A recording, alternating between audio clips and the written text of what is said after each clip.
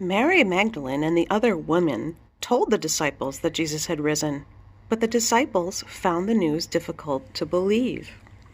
That very day, 2 of Jesus' followers were on the road to Emmaus, a village about 7 miles from Jerusalem. They were talking about all the things that had happened. As they were talking, Jesus himself came up and walked with them, but the 2 men did not realize who he was. Jesus asked, "What were you talking about just now?" They stood still, looking sad. "Do you not know what has happened in Jerusalem the past few days?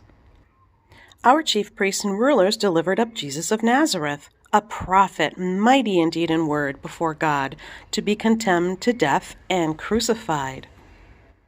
We had hoped that he was the one to save Israel. And besides all this, some women of our group say they went to the tomb this morning and did not find his body."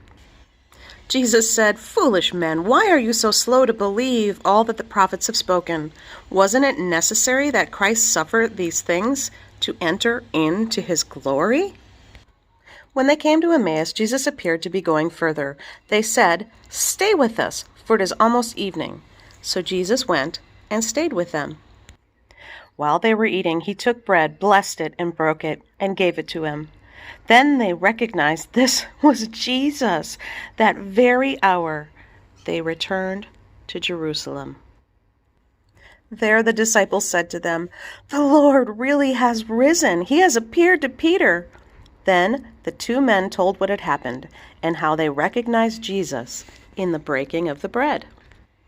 After the resurrection, Jesus appeared to his disciples, but Thomas was not there.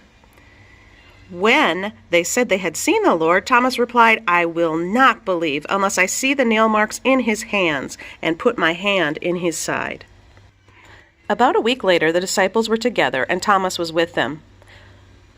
Though the doors were locked, Jesus came and stood among them and said, "Peace be with you." Then he said to Thomas, "Put your fingers here. See my hands? Reach out your hand and put it into my side. Stop doubting and believe." And Thomas said, "My Lord and my God." Jesus said, "Because you have seen me, you have believed.